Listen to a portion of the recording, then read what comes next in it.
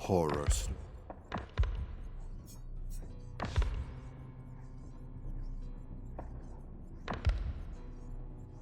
Journal of a Moving Picture. Blood and Feathers. A chicken suddenly appeared in the basement near all those strange devices. We chased it up and down the tower until finally Elaine caught it and, grabbing the bird by the legs, continuously pummeled it against the stone floor until the whole room filled with blood, feathers, and screams. She seemed a little disturbed by her sudden loss of control. We all were. With the torn chicken legs still in her hands, she kept on mumbling repeatedly that she's usually quite patient and in control, and for the life of her, she did not understand the emotions that had suddenly and temporarily hijacked her. We consoled poor Elaine as we gathered the chunks of poultry and prepared a delicious meal. A good scene to include in the picture for levity.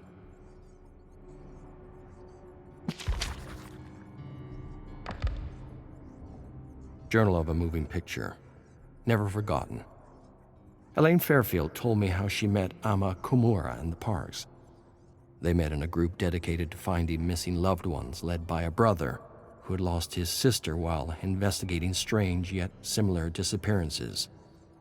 The group eventually figured out a way to enter this cosmic hell with the brother's research, but were somehow separated along the way. She says they were attacked by a creature she couldn't really describe, but it seemed to be everywhere and nowhere at the same time. I didn't really understand what she was going on about. Whatever it was, I'm glad they found me and pulled me out of the bear trap when they did. I'm also glad the brother entrusted Mr. Park with the research before they were separated. And I hope there's something in there that will help us return home. Otherwise, we'll probably end up doing to each other what Elaine did to that poor chicken. On that note, Yasmin Kassir didn't find the chicken incident very funny, nor did she think it would make a good scene in a movie picture. I'm not sure she represents the target audience I'm after.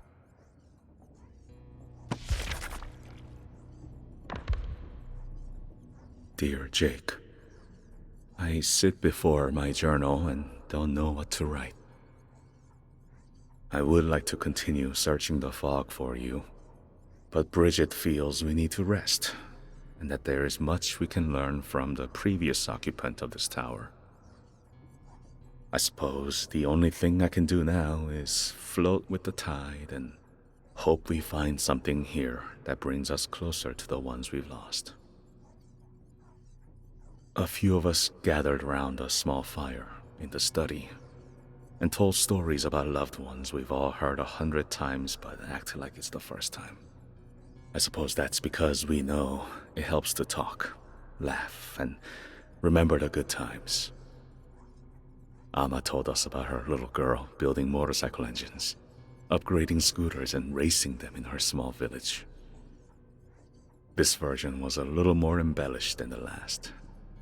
No one can be that good on a scooter, even if it had been modified or upgraded with plane parts.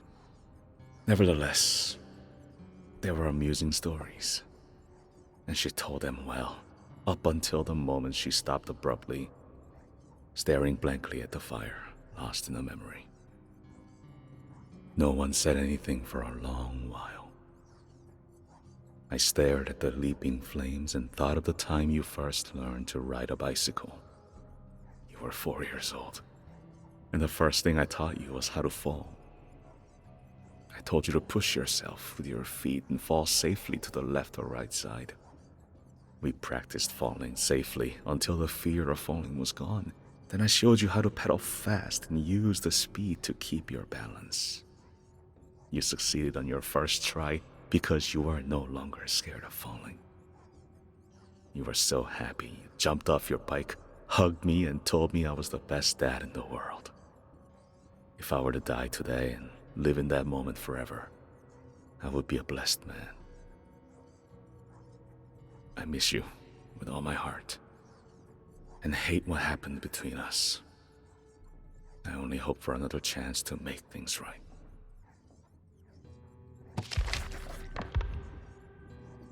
Chamber of Blood.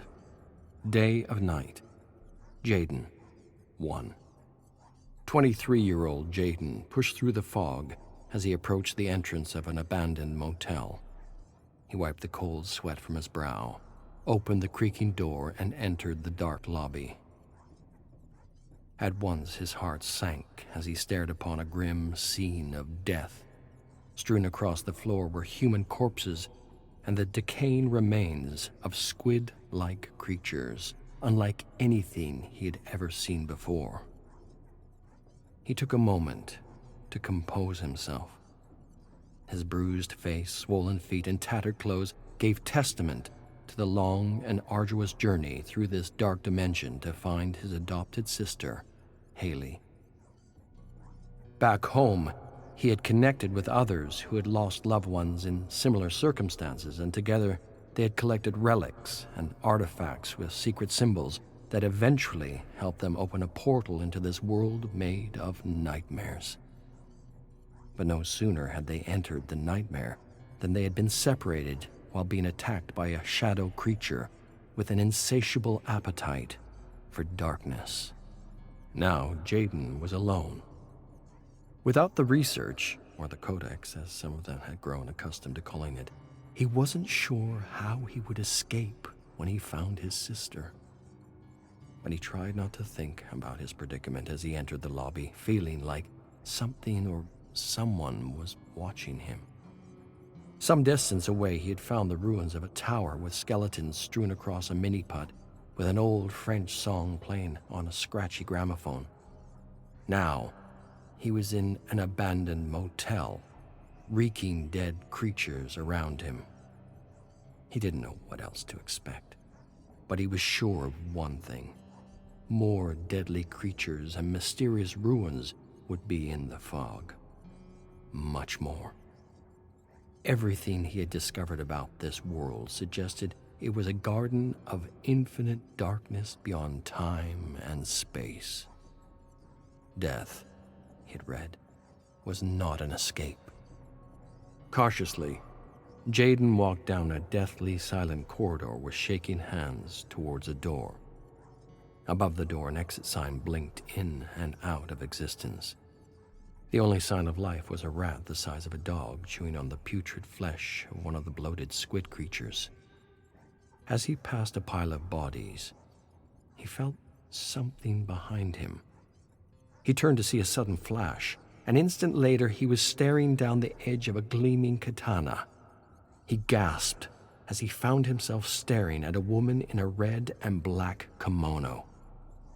She reminded him of a protagonist in a story Haley had been collecting by an anonymous 18th century Japanese author. "Saku, wait!"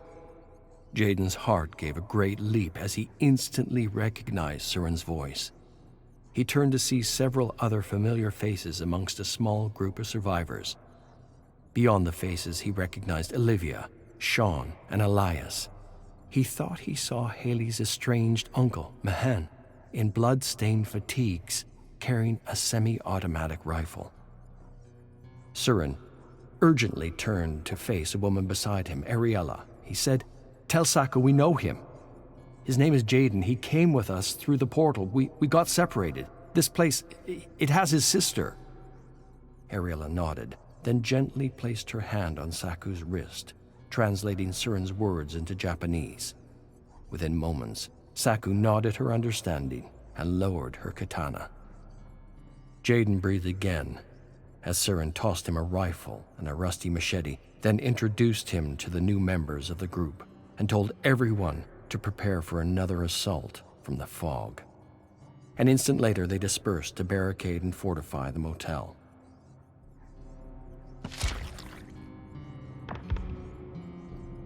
Journal of a Moving Picture. Entry 89. Started writing early in the morning. 2 pages completed. Focused on the chicken episode, which entertains in a number of ways. Discussion with Yasmin is planned for tonight and will likely miss Elaine's reading of a story chosen from the Chamber of Blood. Something wicked this Halloween. Elaine claims the story is set in a world not unlike this one.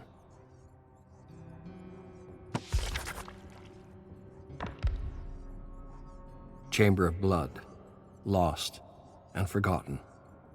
A reverberating explosion somewhere in the distance roused the 5 prisoners in their small, muddy, vermin-infested dungeon. One bearded prisoner sat up and stared at several names etched in a rock by the door. It read, Amar Singh, 1914, Adama Komba, 1915, Omar Halimi, 1916, Amrik, 1917, Roop, 1917. The prisoner had the sudden instinct to etch his own name, lest he be forgotten. And so he grabbed a small, sharp stone, and just as he began to etch out his name, the thick wooden door slammed open, and enemy soldiers shouted curses at the 5 prisoners in a language none of them understood while threatening them with gleaming bayonets. The enemy soldiers gestured for them to stand, then ushered the 5 prisoners out of the darkness and into the golden light of dawn through a muddy 6-foot trench reeking of death. As the prisoners hobbled toward a clearing, one soldier addressed them in broken English, telling them they had the honor of helping their captain and perhaps avoiding early morning target practice. The 5 prisoners stood by the trench wall as an enemy soldier balanced tin cans over their heads. A translator approached them with the captain. The captain spoke, and the translator quickly interpreted, saying, "One of you bastards will tell me about your secret mission. Speak up, and I promise to send you to a proper camp where you'll be fed and given immediate medical attention." None of the 5 responded. The captain smirked, took 20 paces back, cocked his rifle, aimed, and hit one soldier in the forehead, splitting his skull in 2, sending a spray of blood across the other 4. The captain regarded them, hesitated, then cocked the rifle again. A sudden crack, and another prisoner fell as the captain mockingly apologized for his terrible aim. With a laugh, the captain aimed the rifle, squeezed the trigger, and hit the tin can off the next prisoner. The can fell against the sandbags lining the trench. The captain prepared his rifle and shifted his aim to the next prisoner. The prisoner stared at the rifle, closed his eyes, and repeated a phrase in an unknown language that resembled Latin. And just as the captain made to pull the trigger, a sudden, piercing whistle suddenly caught everyone's attention. By the time the captain looked up, it was already too late, and he was reduced to fleshy fragments and bone shrapnel by an 18-pounder. The bearded prisoner crawled on the ground toward a trembling hand sticking out of a pile of debris. He frantically dug through the dirt and rubble as muffled screams and explosions filled his ears. Breathing hard, he managed to dig out one face and then another. Then he rose on shaking legs, grabbed one prisoner by the uniform, and pulled him to his feet. Together they yanked the other prisoner from the mountain of rubble and took a moment to gather themselves. Limping and coughing, they grabbed rifles from the ground, rushed towards a ladder, and climbed over the trench and into the barren wasteland. Leaping over decomposing horses, the fleeing prisoners fell into a massive crater as bullets thumped in the mud all around them. As they desperately scrambled out, jumping over bodies and rats and pushing through clouds of flies, they suddenly and unexpectedly entered a maze of barbed wire attached to the scorched remains of trees. Pushing their way out of the maze, they once again entered a clearing and sprinted away without looking back until they heard the rumble of an engine in the sky. They turned to see the plane. One prisoner froze. grabbed his rifle, and aimed as the plane approached them. Holding his breath, he pulled the trigger. Large crows took flight from corpses. The bullet screamed through the air and missed. He cocked the rifle again, calmed his nerves, and waiting for the right moment, squeezed the trigger. This time the bullet howled through the sky and hammered straight through the pilot's hardened face. A moment later, the plane rose, then span wildly out of control. The prisoners watched in disbelief as the plane crashed into their pursuers, crushing and cutting and burning them up in a swirling ball of fire. As they took in the grisly scene, the world seemed to tremble violently, and the ground beneath their feet instantly disappeared. The three prisoners fell, arms flailing, into a massive sinkhole as dust, soot, and barbed wire covered them. When the dust settled, the three prisoners surveyed their surroundings to discover they were in an ancient temple immersed in a strange black fog. Arcane symbols were etched into the surrounding walls. Their secret mission was a success. They had discovered the lost temple. Now, all they had to do was report their discovery to the newly formed Intelligence Division. And so the prisoners desperately climbed out and found themselves in familiar, yet unfamiliar territory. The bleak, body-ridden landscape seemed like no man's land, but there was something strange about the scene. All around were maze-like walls of barbed wire and scorched trees where bodies dangled from hooks that glistened red under a hunter's moon. Each prisoner stared at the bodies and the hooks, confused, each wondering if they had been there before. The sudden high-pitched buzz of a chainsaw startled the prisoners, and they instinctively took cover beside a burning tank. As a cloud of heaving black fog approached them, they knew something was different with the hell they had grown accustomed to for the last 3 years. They sensed that they had somehow discovered something lost and forgotten to time in the hidden temple, or that this lost and forgotten thing had somehow discovered them, and that this thing, this ancient thing, whatever it was, had pushed them out of the frying pan and into the cosmic fire.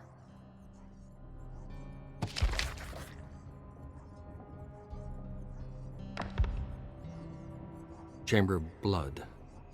Office of Strategic Magic. Memo. Concerning Dr. Stomper, we are concerned about having Stomper lead Subproject 774. He openly mocks the premise of herd manifestation, and his suggestions for the community have an air of skepticism, if not sarcasm. He continues to question the department and doesn't believe the government has the resources to conduct such an experiment. He requests to know where the funding is coming from and asks too many questions. I don't believe he's the right candidate to lead the herd initiative.